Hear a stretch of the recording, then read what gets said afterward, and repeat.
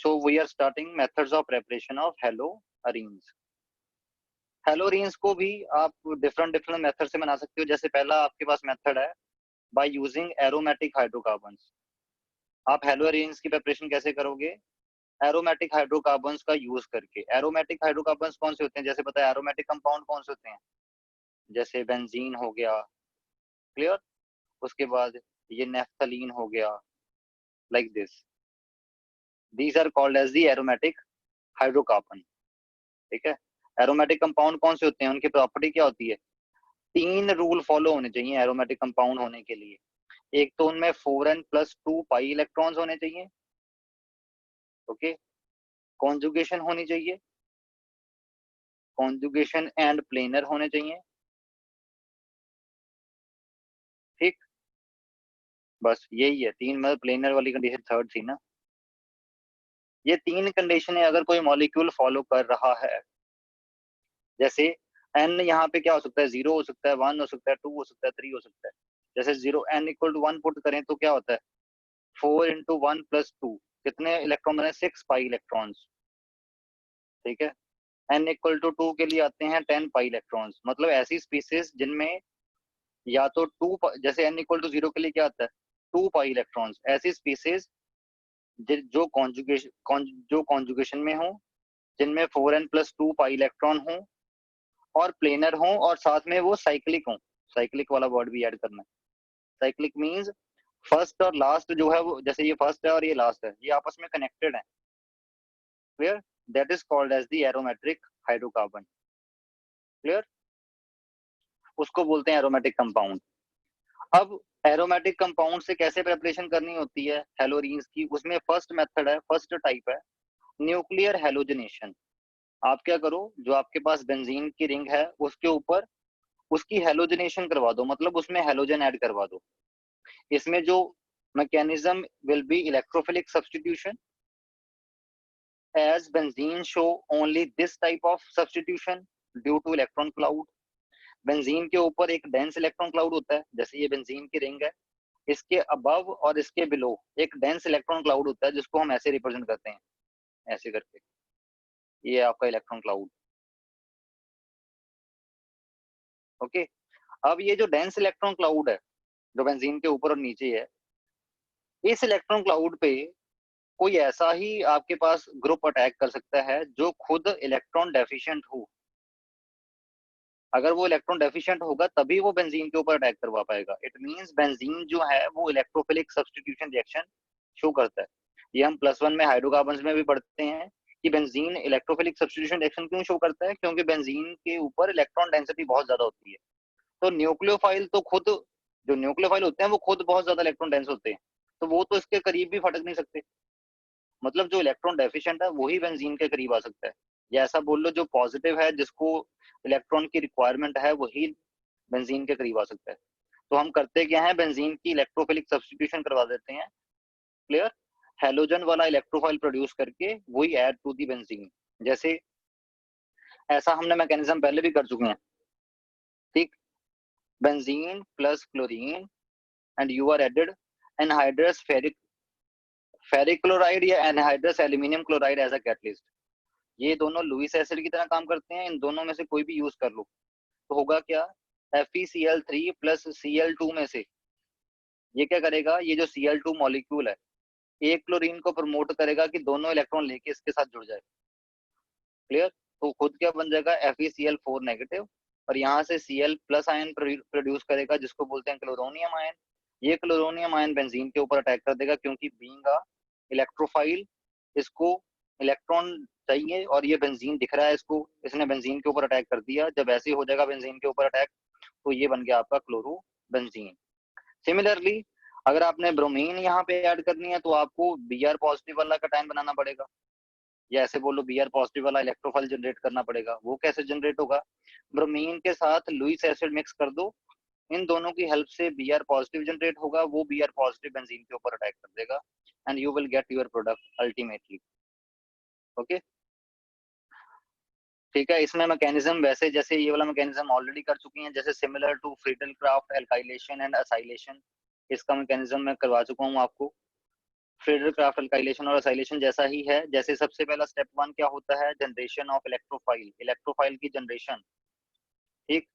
Cl2 plus AlCl3 ये मिलके क्या करेंगे, they are going to produce electrophile. जैसे AlCl3 ने क्या किया, इस मॉलिक्यूल को पोलर बना दिया, इसके ऊपर पार्शियल पॉजिटिव आ गया, इसके ऊपर पार्शियल नेगेटिव, और ये इसके साथ जुड़ गया लाइक दिस, और ये एक इलेक्ट्रोफाइल की तरह एक्ट करेगा।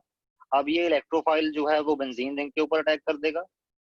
ओके, ये वाला इलेक्ट्रोफाइल इसने बेंजीन रिंग के ऊपर अटैक कर दिया। बेंजीन रिंग के साथ जब अटैक हो गया, जैसे यहाँ पे मानो ऐसे हुआ, ये है और ये Cl पॉजिटिव है, ठीक। इसने बेंजीन रिंग के ऊपर अटैक कर दिया। हालांकि हम दिखा ऐसे ऐसे एरो क्यों रहे हैं, क्योंकि एरो हमेशा इलेक्ट्रॉन मूवमेंट को दिखाते हैं, और इलेक्ट्रॉन तो ये है ना, इलेक्ट्रॉन बेंजीन रिंग से इसकी तरफ अटैक कर रहे हैं, ऐसे बोलना है। क्लियर? तो होगा क्या, ये दोनों इलेक्ट्रॉन इन दोनों का बॉन्ड एस्टेब्लिश करने में जाएंगे, और ये वाला इलेक्ट्रॉन, ये वाला कार्बन जो है वो इलेक्ट्रॉन डेफिशिएंट हो जाएगा, पॉजिटिव चार्ज आ जाएगा, and you will get this. इसको बोलते हैं सिग्मा कॉम्प्लेक्स, ठीक। और इसमें से क्या होगा, इसमें से ये जो कार्बन हाइड्रोजन बॉन्ड है ये दोबारा टूटेगा, और इसके इलेक्ट्रॉन यहाँ पे डबल बॉन्ड बनाने के लिए आ जाएंगे। ओके, और ये कंपाउंड दोबारा एरोमेटिक बन जाएगा। ओके, जैसे यहाँ पे मैंने दिखाया हुआ है, ये वाला जो AlCl4 नेगेटिव बनना है, यहाँ से यहाँ AlCl4 नेगेटिव बना है ना, वो AlCl4 नेगेटिव क्या करेगा, वो इस H के ऊपर अटैक कर देगा, यहाँ से H पॉजिटिव में रिमूव कर लेगा, ये वाले दोनों इलेक्ट्रॉन यहाँ पे डबल बॉन्ड बनाने के लिए आ जाएंगे, and you will gate product. Okay, और आपका बाय प्रोडक्ट क्या रिलीज होगा, ये H पॉजिटिव आयन और ये Cl नेगेटिव आयन मिलके क्या बनाएंगे, HCl। ओके, और जो आपका कैटलिस्ट है AlCl3 वो दोबारा रीजनरेट हो गया, वो अगले किसी रिएक्शन को करवाने में यूज हो जाएगा। ये जो सिग्मा कॉम्प्लेक्स है ये रेजोनेंस स्टेबलाइज्ड होता है। कैसे स्टेबलाइज्ड होता है, इसकी रेजोनेंसेस ये रही, ठीक है। कि जैसे आपको कोई पूछ ले कि ये कटायन तो बहुत ज्यादा अनस्टेबल होना चाहिए, क्यों, क्योंकि बेंजीन एक एरोमेटिक कंपाउंड है, उसकी आपने एरोमेटिसिटी डिस्टर्ब कर दी जब आपने Cl पॉजिटिव आयन ऐड किया उसके ऊपर, उस एक तो उसकी एरोमेटिसिटी डिस्टर्ब हुई है। Okay, clear? बट फिर भी ये थोड़ा बहुत स्टेबलाइज क्यों, कैसे हुआ, ड्यू टू इट्स रेजोनेंसेस, जो ये रेजोनेंसेस करवा रहा है इसकी वजह से ये स्टेबलाइज हुआ। ओके, जिसकी वजह से इसका पॉजिटिव चार्ज एक जगह लोकलाइज ना होके इतने एरिया पे फैल जाता है, और उसको हम ऐसे दिखाते हैं रेजोनेंस हाइब्रिड की फॉर्म में। ओके, ये आपके पास this was the mechanism. Okay, ये फ्रेडर क्राफ्ट अल्काइलेशन और असाइलेशन जैसा ही मैकेनिज्म है, ठीक। जैसे सम मोर एग्जांपल, जैसे मान लो अगर आपने टोलुइन की क्लोरीनेशन करवानी हो, जैसे आपको पता है टोलुइन पे कौन सा ग्रुप लगा है, CH3 ग्रुप, ठीक। ये जो CH3 ग्रुप है ये कौन सा इफेक्ट शो करता है, ये हाइपर कॉन्जुगेशन इफेक्ट शो करता है विद दिस बेंजीन रिंग। जब ये इस बेंजीन रिंग के साथ हाइपर कॉन्जुगेशन इफेक्ट शो करेगा, तो ये वाला ग्रुप जो है, जो इसकी वजह से क्या, इन दोनों की वजह से क्या प्रोड्यूस होना है, इलेक्ट्रोफाइल, ये वाला। ये इलेक्ट्रोफाइल कहाँ अटैक करेगा, इसके हाइपर कॉन्जुगेशन इफेक्ट की वजह से ऑर्थो एंड पैरा पोजीशंस जो हैं इन पे इलेक्ट्रॉन डेंसिटी हाई होती है, ये भी हम कर चुके हैं। ऑर्थो और पैरा डायरेक्टिंग ग्रुप कौन से होते हैं, जो रेजोनेंसेस के दौरान, रेजोनेंस या हाइपर कॉन्जुगेशन के दौरान ऑर्थो और पैरा पोजीशन पे इलेक्ट्रॉन डेंसिटी बढ़ाते हैं। And CH3 is a ortho and para directing group, ठीक। एक बार नोट्स दोबारा खोल लेना इसके लिए। यहाँ से जो इलेक्ट्रोफाइल जनरेट होगा वो ऑर्थो पे अटैक करेगा या पैरा पे अटैक करेगा। ओके, तो इसलिए आपके पास दो तरह के प्रोडक्ट बनेंगे, ऑर्थो एंड पैरा। क्लियर? अगर सिंपल बेंजीन है तो एक ही तरह का प्रोडक्ट बनेगा, क्योंकि फिर चाहे क्लोरीन जहां मर्जी ऐड हो जाए उसको क्लोरोबेंजीन ही बोला जाएगा। ओके, बट अगर आपके पास टोलुइन है तो उसमें क्लोरीन जो है वो ऑर्थो पोजीशन पे, इसके रिस्पेक्ट में ऑर्थो पोजीशन पे ऐड होगा या तो पैरा पे। तो इस टाइम आपके पास दो तरह के प्रोडक्ट बनेंगे, दैट इज या तो ऑर्थो क्लोरोटोलुइन या तो पैरा क्लोरोटोलुइन, ठीक है। अब जैसे पूछा गया है why not meta chlorotoluene form, meta क्यों नहीं फॉर्म हुआ, क्योंकि जो CH3 ग्रुप है वो ऑर्थो पैरा डायरेक्टिंग ग्रुप है। ओके, क्योंकि इसका प्लस आई इफेक्ट होता है और साथ में ये हाइपर कॉन्जुगेशन इफेक्ट शो करता है, जो कि ऑर्थो एंड पैरा पोजीशन पे इलेक्ट्रॉन डेंसिटी को बढ़ा देता है। तो दैट्स वाई आपके पास जो है वो ऑर्थो एंड पैरा प्रोडक्ट बना। सिमिलरली अगर आपके पास ऑलरेडी क्लोरोटोलुइन, अगर आपके पास क्लोरोबेंजीन है दूसरा क्लोरीन कहाँ ऐड होगा, या तो ऑर्थो पोजीशन पे या तो पैरा पोजीशन पे, क्योंकि ये जो क्लोरीन ग्रुप है ये भी ऑर्थो एंड पैरा डायरेक्टिंग है। ओके, अब जैसे जैसे हमने देखा अभी ये वाले पिछले में, इस रिएक्शन में, कि हम क्लोरीनेशन कैसे करवाते हैं, बेंजीन के साथ क्लोरीन को मिक्स करके साथ में कोई कैटलिस्ट डाल देते हैं जो कि इलेक्ट्रोफाइल बनाने में हेल्प करता है। ओके, अब आगे क्वेश्चन आता है ये वाला, what about fluorination and iodination.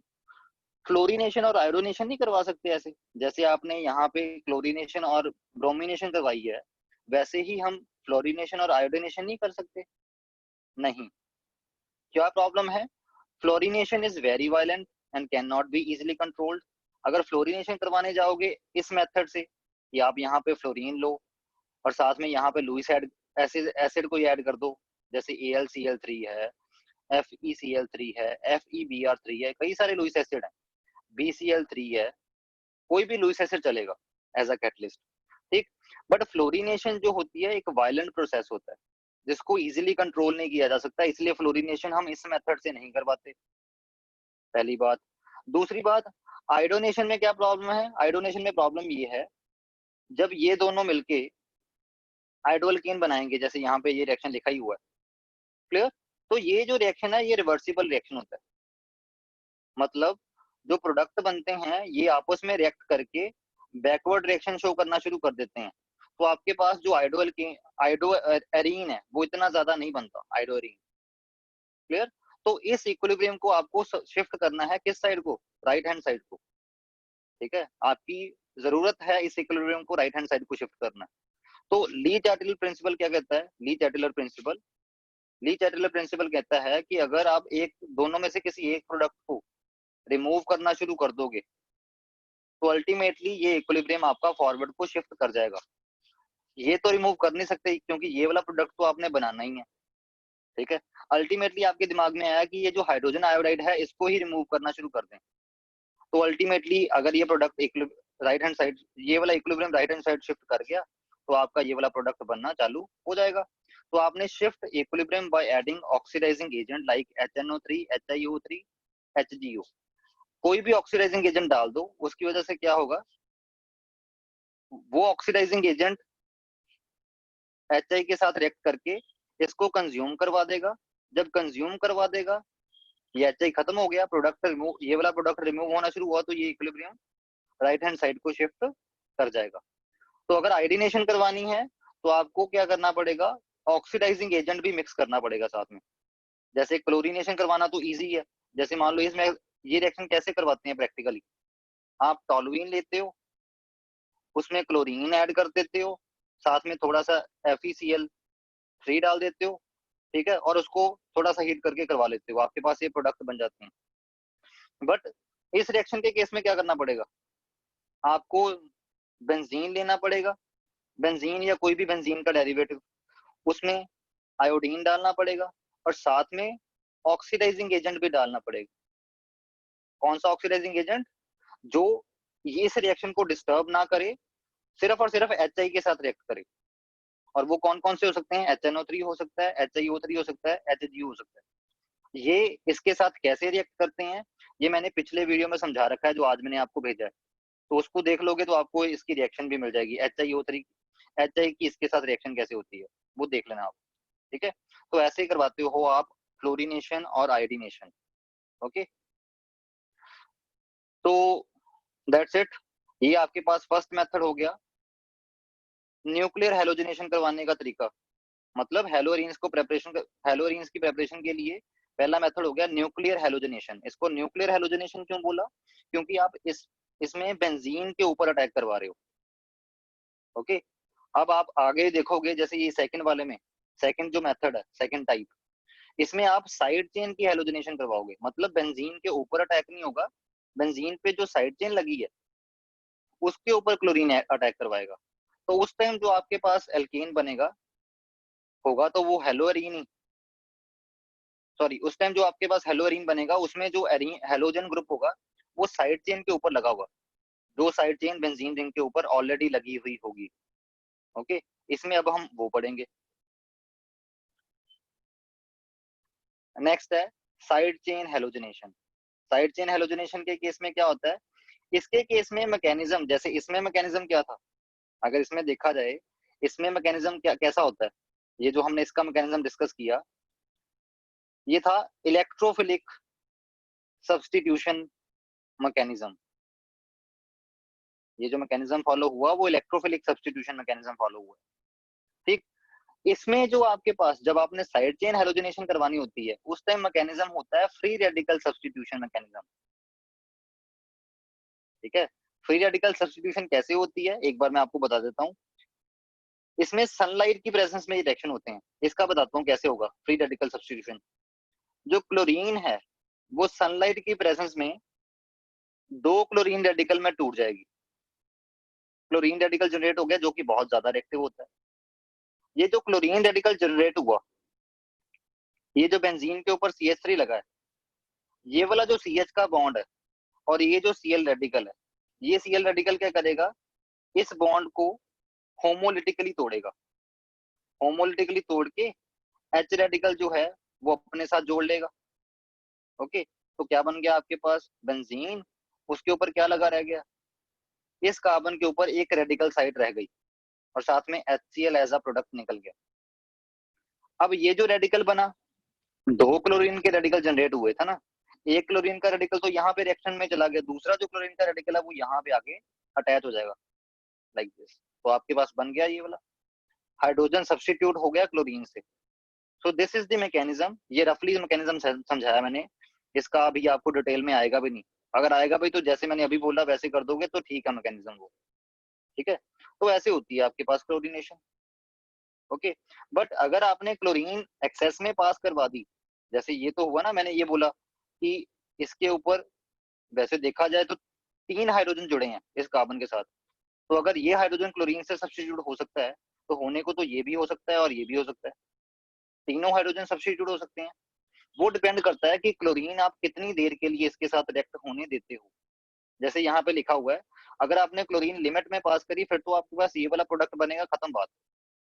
But अगर आपने chlorine pass for the longer time, अगर आपने लॉन्ग टाइम के लिए पास कर दी तो होगा क्या, ये जो दूसरा हाइड्रोजन है ये भी क्लोरीन से सब्स्टिट्यूट हो जाना है और अल्टीमेटली ये तीसरा हाइड्रोजन जो बचा है ये भी क्लोरीन से सब्स्टिट्यूट हो जाना है, तो अल्टीमेटली आपके पास ट्राई हेलोजनेशन हो जानी है इस कार्बन के ऊपर, इस कार्बन के ऊपर 3 हेलोजन जुड़ जाएंगे। ओके, सिमिलरली यहाँ पे जो क्लोरीन, जैसे अब यहाँ पे अगर इथाइल ग्रुप लगा है, तो अगर इथाइल ग्रुप लगा हो तो उस टाइम अगर आपने एक क्लोरीन ऐड करना है तो वो इस कार्बन पे ऐड होगा कि इस कार्बन पे ऐड होगा, वो किस पे डिपेंड करेगा कि आपका रेडिकल कौन सा ज्यादा स्टेबल है।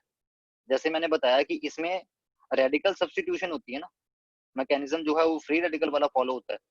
देखो इसके केस में प्रोडक्ट बनेगा ये वाला, मतलब ये जो कार्बन है इसके ऊपर क्लोरीन अटैच होगा। क्यों हुआ ऐसा, क्योंकि इस कार्बन का जो रेडिकल बना है, जो इंटरमीडिएट बनते टाइम बना होगा, वो 2 डिग्री रेडिकल है। अगर वो इस कार्बन से बनता रेडिकल तो वो 1 डिग्री होता, और रेडिकल 2 डिग्री ज्यादा स्टेबल होते हैं एज कंपेरिजन टू 1 डिग्री, इसलिए आपके पास ये वाला प्रोडक्ट बनेगा। अब अगर आप बोलो तो मैं इसका मैकेनिज्म करके दिखाता हूँ, अभी देखो वही, पहले क्या होगा, क्लोरीन जो है वो सनलाइट की प्रेजेंस में 2 क्लोरीन के रेडिकल में टूट जाएगी। ठीक है, जो ये क्लोरीन का रेडिकल है प्लस ये वाली, ये वाला इथाइल, ठीक, इस क्लोरीन को रेडिकल ने इसको बोल दिया कि मेरे को एक हाइड्रोजन H रेडिकल चाहिए, तो इसने बोला कि ऐसे करते हैं, ये वाला H रेडिकल यहाँ से मेरा H रेडिकल ले जा, तो यहाँ पे इसके ऊपर कार्बन रह गया, हाइड्रोजन रह गया एक, एक बचेगा Hc रेडिकल, और वो H जो है वो इसके साथ जुड़ के HCl बना के निकल गया बाहर। ठीक, तो ये जो रेडिकल बन रहा है दिस इज 2 डिग्री रेडिकल, और 2 डिग्री रेडिकल, ये वाला रेडिकल स्टेबल ज्यादा क्यों है, क्योंकि इस रेडिकल की इस बेंजीन रिंग के साथ हाइपर सॉरी रेजोनेंस हो सकती है, और साथ में ये जो CH3 लगा हुआ है ये 3 हाइपर कॉन्जुगेशन भी शो करवा सकता है इस रेडिकल के साथ, तो इसलिए ये जो रेडिकल बना this is very very stable radical. अगर यहाँ पे रेडिकल साइड होती दूसरे वाली, जैसे यहाँ से ना निकाल के वो यहाँ से हाइड्रोजन निकालता और यहाँ पे रेडिकल बनाता, तो ये 1 डिग्री रेडिकल है, ये स्टेबल नहीं है। ठीक है, तो इसलिए आपके पास इसके केस में जो एक हाइड्रोजन रिप्लेस हुआ है वो यहाँ इस कार्बन का हाइड्रोजन रिप्लेस हुआ है और ये बना है। ठीक है, दैट्स इट। तो आपके पास ऐसे होती है साइड चेन की क्लोरीनेशन। क्लोरीनेशन करवाने के लिए डायरेक्ट क्लोरीनेशन करवाने की जरूरत नहीं है, ठीक। क्लोरीनेशन बोल लो या हेलोजनेशन बोल लो, आप ब्रोमीन को भी ऐसे ही ऐड कर सकते हो। हाँ, फ्लोरीन और आयोडीन के लिए स्पेशल मेथड अडेप्ट करने पड़ते हैं, क्योंकि इनमें कुछ ना कुछ एक्सेप्शन चलती ही होती है। ओके, ये आप हमेशा अपने दिमाग में बैठा लो। जैसे अगर आपने क्लोरो एल्केन ये वाला क्लोरीनेशन ही करवानी है, जैसे इसमें क्लोरीनेशन करवाई है, तो क्लोरीनेशन करवाने के लिए एक बढ़िया मेथड भी है। ये मैंने वो पिछली वाली वीडियो जो आज भेजी उसमें समझाया हुआ है, ठीक है। ये हेलो एल्केन्स में भी आता है कि अगर आप थायोनाइल क्लोराइड यूज कर लो ना क्लोरीनेशन के लिए, तो ये ज्यादा बेटर ऑप्शन होती है। ऐसा क्यों? क्योंकि जैसे मान लो ये टोलुइन है, इसका नेम टोलुइन है, जब ये थायोनाइल क्लोराइड से रिएक्ट करता है, ओके, तो आपके पास बेंजाइल क्लोराइड तो बनता ही बनता है। और आपको पता है रिएक्शन के दौरान कुछ ना कुछ बाय प्रोडक्ट्स भी बनते हैं जिनकी आपको जरूरत नहीं होती। इसमें बाय प्रोडक्ट कौन कौन बन रहा है? SO2 और HCl, दोनों ही गैसेस फॉर्म के बाय प्रोडक्ट हैं। तो आपके पास जो बेंजाइल क्लोराइड बनेगा, जैसे आपने बनाना कैसे है एक्चुअल में, ये टोलुइन लिया, टोलुइन में SO2Cl2 डाल दिया, आपका ये वाला प्रोडक्ट बना, ये बना, ये बना। ये जो दो बाय प्रोडक्ट हैं SO2 और HCl, ये तो गैसेस फॉर्म में बन रहे हैं, ये तो वैसे ही गैस की फॉर्म में निकल जाएंगे, इवेपोरेट हो जाएंगे। तो अल्टीमेटली आपके पास बचेगा क्या? प्योर बेंजाइल क्लोराइड, दिस, ठीक है। तो ये बेनिफिट होता है इस मेथड से, by using thionyl chloride. Thionyl chloride का स्ट्रक्चर कैसे है? This is the structure of thionyl chloride, ठीक है। हेलोल्केन्स में ये किया हुआ है, इसका स्ट्रक्चर भी किया हुआ है जो पिछले वाली वीडियो, ठीक है। तो क्लोरीनेशन अगर आपने बेटर ऑप्शन चूज करनी है तो थायोनाइल ये वाला मेथड चूज करोगे, ओके। जैसे ब्रोमिनेशन के लिए भी एक मेथड है स्पेसिफिक कराने को, तो आप ये सिंपल वाली करवा सकते हो जैसे इसमें किया हमने, ठीक है, इससे भी करवा सकते हो। बट एक ब्रोमिनेशन के लिए स्पेशल मेथड भी है। हम क्या करते हैं, ब्रोमिनेशन के लिए यूज करते हैं NBS। NBS का फुल फॉर्म क्या है? एन ब्रोमोसक्सीनी अमाइड, ओके। उसका स्ट्रक्चर ये रहा। ये अपना ये ब्रोमीन जो है वो इजिली दे देता है। किसको दे देता है? जिसमें आपने ब्रोमीन ऐड करनी है, ठीक है। जैसे इसमें आपने ब्रोमीन ऐड करनी है ना, तो आपने यहाँ ब्रोमीन, इसका मैकेनिज्म भी फ्री रेडिकल ही है। ये अपना जो ब्रोमीन है वो यहाँ पे ऐड करवा देगा, क्योंकि फ्री रेडिकल मैकेनिज्म है, तो 2 degree radical is more stable, तो इसलिए ब्रोमीन यहाँ पे ऐड हो जाएगी, ठीक है। इसमें पेरोक्साइड एज ए कैटलिस्ट भी यूज होता है। इसमें थोड़ा बहुत आपको याद भी करना पड़ना है, ठीक है। ये मतलब लगा लो 30% अंडरस्टैंडिंग है, 70% क्रैमिंग ही है। आपको ये याद ही करना पड़ेगा कि इसमें SO2Cl2 डालना है टू प्रिपेयर दिस। ये आपको याद ही करना है, ये मेथड दिमाग में रखने हैं, ठीक है। जहां पे मैकेनिज्म है वो ऑप्शन में वो मैं आपको समझा रहा हूँ साथ साथ में, ठीक है। आपको अगर लग रहा होगा कि नहीं इसमें कोई लॉजिकल तो है नहीं, लॉजिक है, बट इसमें थोड़ा याद करने वाला लॉजिक है। जैसे ब्रोमिनेशन के टाइम आपने क्या याद कर लेना है कि ब्रोमिनेशन के टाइम हम NBS भी यूज कर सकते हैं। NBS क्या है? एन ब्रोमोसक्सीनियमाइड, ठीक है। उसके बाद ये तो हो गया मेथड वन। मेथड वन में क्या किया हमने? मेथड वन में हमने यूज किए हैं एरोमेटिक हाइड्रोकार्बन, ठीक है। एरोमेटिक हाइड्रोकार्बन की न्यूक्लियर हेलोजनेशन करवाओ तो भी आपके पास हेलोरीन बन जाते हैं, या आप साइड चेन हेलोजनेशन भी करवा सकते हो। अगर आपके पास सब्स्टिट्यूटेड हेलोरीन्स है, जो आपके पास एरीन कंपाउंड है वो उसमें साइड चेन भी लगी है, तो आप साइड चेन की हेलोजनेशन भी करवा सकते हो। अब नेक्स्ट मेथड है from diazonium salts. Diazonium salts किसको बोलते हैं? जैसे मान लो आपके पास ये कोई ग्रुप है, इसके ऊपर N ट्रिपल बॉन्ड N, इसको बोलते हैं डायजोनियम सॉल्ट, ओके। ये वाले ग्रुप को बोलते हैं डायजोनियम। और ये कटायन है तो उसके साथ कोई ना कोई अनायन तो लग ही जाता है सोल्यूशन में से, ठीक है। And this salt is called as the diazonium salt, okay. तो जैसे डायजोनियम सॉल्ट से कैसे बनते हैं? जैसे chloroarenes and bromoarenes can be prepared by using Sandmeyer reaction. ये सैंडमेयर रिएक्शन है, नीम रिएक्शन में बहुत इंपॉर्टेंट रिएक्शन है। इसमें क्या करते हो, बेंजीन का डायजोनियम वाला सॉल्ट यूज करना है, उसको क्यूप्रस क्लोराइड और HCl में डाल देना है। मतलब यहाँ पे आपने लिया डायजोनियम सॉल्ट, ठीक, उसमें आपने क्यूप्रस क्लोराइड और HCl डाल दिया ऊपर से, तो आपके पास क्या बन जाएगा? You will get chlorobenzene nitrogen as a gases product निकल जाएगा और क्लोरीन आयन जो है वो रेडिकल, जो क्लोरीन आयन है वो सोल्यूशन में रह जाएंगे, मतलब अल्टीमेटली आपका बन गया क्लोरोबेंजीन। ठीक है। अगर आपने बनाना है ब्रोमोबेंजीन, तो ब्रोमोबेंजीन के लिए आपको सॉल्ट तो यही चल पड़ेगा, इसका नेम क्या है, benzene diazonium chloride, it's name is benzene diazonium chloride. Okay, तो बेंजीन डाइजोनियम क्लोराइड ने आपने क्या करना है, अब आपने क्यूप्रस ब्रोमाइड यूज करना है और जो एसिड है वो भी HBr यूज करना है। उस टाइम क्या होगा, यहाँ पे ये पूरा का पूरा ग्रुप रिमूव हो जाएगा और यहाँ पे लग जाएगा ब्रोमीन। That's it. ठीक। अगर आपने डाइजोनियम सॉल्ट से आइडोअरीन बनाना है, आइडोअरीन बनाते टाइम आपको इसमें क्या करना होता है, इसके केस में डाइजोनियम सॉल्ट लिया, जैसे हमने यही वाला सेम डाइजोनियम सॉल्ट ले लिया, उसमें आपने पोटाशियम आयोडाइड डाल दिया, कोई कैटलिस्ट डालने की जरूरत नहीं है, कोई एसिड जरूरत नहीं है, बस उसको सिंपली वार्म करना है, दोनों को मिक्स करके वार्म कर देना है, तो यहाँ पे आयोडीन लग जाएगा। Okay clear. ये सैंड में रिएक्शन नहीं है, सैंड में रिएक्शन सिर्फ क्लोरो और ब्रोमो के लिए यूज होती है ये वाली, this is not included in this sand में रिएक्शन। ओके। और फ्लोरोएरीन्स बनानी है अगर, मतलब बेंजीन के ऊपर फ्लोरीन की सब्स्टिट्यूशन करवानी है, जैसे मैंने बोला कि फ्लोरीन और आयोडीन वाले कंपाउंड जो हैं ये एक्सेप्शन में चल रहे होते हैं, तो फ्लोरीन सब्स्टिट्यूशन करवाने के लिए आपने क्या करना है, इस बार थोड़ा सा डाइजोनियम सॉल्ट अलग लिया। ठीक है, इसका मेरे को अभी नाम ही नहीं याद आ रहा, इसका नेम है benzene diazonium tetrafluoroborate. Wait, benzene diazonium tetrafluoroborate, या मैं एक बार चेक कर लूंगा इसका दोबारा नेम। ठीक है, इसको बस सिंपली आपने हीट करना होता है, ये भी एक डाइजोनियम सॉल्ट की ही एग्जांपल है। इसमें क्या है, इसमें आपके पास बेंजीन के ऊपर ये डाइजोनियम ग्रुप लगा है, इसके साथ जो एनायन लगा है वो कौन सा है, ये वाला। ओके, जब आप इसको हीट करते हो तो एक फ्लोरीन इसमें से निकल के यहाँ पे लग जाता है, ये दोनों नाइट्रोजन बना के बाहर निकल जाते हैं और बचता क्या है, BF3, like this, and this is called as the Balz Schiemann reaction. Name reaction भी आपको एज इट इज आती है पेपर में, तो कई बार अगर उन्होंने बोल दिया बाल्ज-स्काइमन रिएक्शन लिखो तो आपने ऐसे लिखनी है।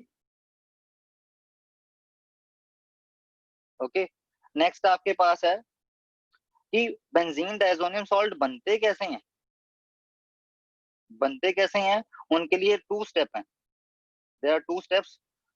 स्टेप 1 में क्या होता है, NaNO, और ये बस इनको बनने के लिए आपको टेम्परेचर बहुत लो करना पड़ता है। ठीक है, ये लो टेम्परेचर पे होते हैं, 0 to 5 डिग्री सेल्सियस पे होते हैं ये। ठीक, इसमें जैसे स्टेप 1 क्या होगा, आप NaNO2 और HCl को मिक्स करोगे, उसकी वजह से HONO बनेगा ये वाला, ये मेन अटैकिंग रिएजेंट है, और NaCl as a by product बनेगा। ठीक, और उसमें आपने जब ये आपका बन गया, जैसे मान लो इन दोनों को मिक्स करके आपने सॉल्यूशन में ये बना लिया लो टेम्परेचर पे, 0 to 5 डिग्री टेम्परेचर पे, उसके बाद आपने क्या करना है, जिस बेंजीन का डाइजोनियम सॉल्ट बनाना है उसके ऊपर NH2 ग्रुप लगा हुआ होना चाहिए। जैसे ये क्या है, दिस इज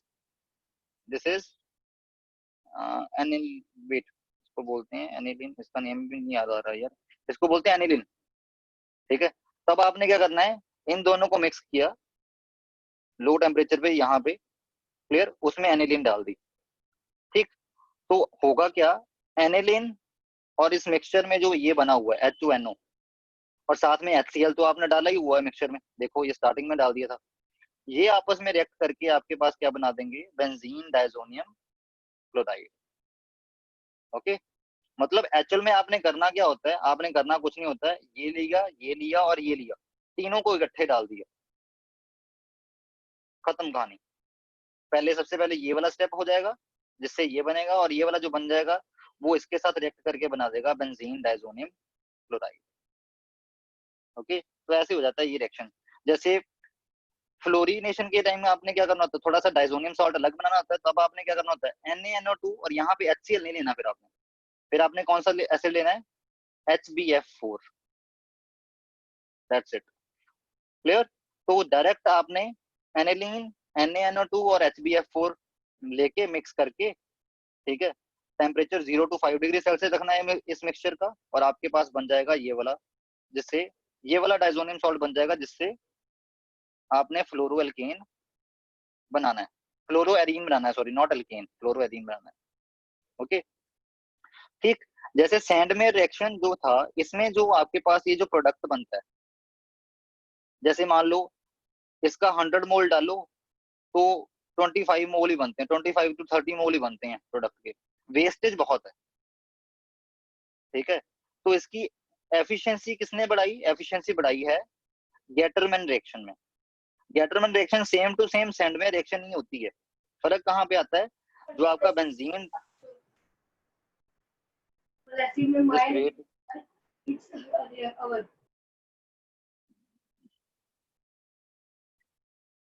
ठीक है, सैंडमेयर रिएक्शन की मॉडिफिकेशन है आपके पास गेटरमैन रिएक्शन। गेटरमैन रिएक्शन में कुछ नहीं करना आपने, यहाँ पे कैटलिस्ट क्या यूज हुआ, या आप बोल लो रिएक्टेंट क्या यूज हुआ, क्यूप्रस क्लोराइड एंड HCl ना। बस इसमें आपने क्या करना है, इसमें आपने सिंपल कॉपर और HCl यूज करना है, क्यूप्रस क्लोराइड नहीं यूज करना। ओके क्लियर, क्यों कॉपर यूज करना है, पाउडर कॉपर और HCl कब यूज करना है, जब आपने यहाँ पे क्लोरीन लगाना होगा, और कॉपर और HBr यूज करना है। ब्रोमीन कब यूज करना है, जब आपने यहाँ पे ब्रोमीन लगाना होगा। That's it, that is Gattermann reaction, उसको गेटरमैन रिएक्शन बोलते हैं, which is the modification of Sandmeyer reaction. Okay, and last method of preparation, ये किसके लिए काम आता है, सिर्फ और सिर्फ अराइल ब्रोमाइड्स के लिए, that is from silver salt of fatty acid. fatty acid किसको बोलते हैं, carboxylic acid is called as the fatty acid. इस ग्रुप को फैटी एसिड ग्रुप बोलते हैं। ठीक है, इसमें अगर इसका हाइड्रोजन रिप्लेस हो जाए सिल्वर से, तो उसको फैटी एसिड का सॉल्ट बोला जाता है। ठीक, तो आपने क्या करना है, बेंजीन जिसके ऊपर कार्बोक्सिलिक एसिड लगा हो, जैसे बेंजीन के ऊपर कार्बोक्सिलिक ग्रुप लगा हो, इसका हाइड्रोजन रिप्लेस करवा दो सिल्वर से, सॉल्ट बना दो। मतलब कैसे बनाओगे, बेंजीन जिसके ऊपर कार्बोक्सिलिक एसिड लगा है, क्योंकि ये एसिड है, इसको मान लो आपने सिल्वर हाइड्रोक्साइड से रिएक्ट करवा दिया, ये बेस है, what you will get, you will get silver salt of fatty acid, this will be salt. होता है ना, acid plus base is going to give salt and water. Okay, तो ये आपके पास सॉल्ट होगा, उसको ब्रोमीन के साथ रिएक्ट करवा दो in the presence of CCl4, और साथ में करवानी है रिफ्लक्सिंग। रिफ्लक्सिंग क्या कर होती है, कॉन्टिन्यूअस हीटिंग। अभी तक के लिए इतना जान लो, मैंने वीडियो में बताया हुआ है रिफ्लक्सिंग क्या होती है। ठीक, तो होगा क्या, ब्रोमीन यहाँ पे हो जाएगा ऐड, ये C double bond O CO2 बन के निकल जाएगा, और एक Br जो बचा और एक सिल्वर जो बचा, ये दोनों आपस में मिलके AgBr बना के प्रेसिपिटेट आउट हो जाएंगे, क्योंकि ये सॉल्युबल नहीं होता वाटर में, बट वाटर तो सॉल्वेंट है ही नहीं, होता ही CCl4 है, तो ये आपका सॉल्यूशन में ही होगा। सॉल्वेंट अगर वाटर होता तो ये प्रेसिपिटेट होते, बट यहाँ पे वाटर एज ए सॉल्वेंट नहीं यूज करते, इसमें CCl4 as a solvent use करते हैं, और इसको बोलते हैं Hunsdiecker reaction. And this reaction is also a name reaction जो इंपॉर्टेंट है। ठीक है, and it is used only for aryl bromide preparation, aryl bromide preparations, that's it. ठीक है, so this was the last method of preparation of haloarenes.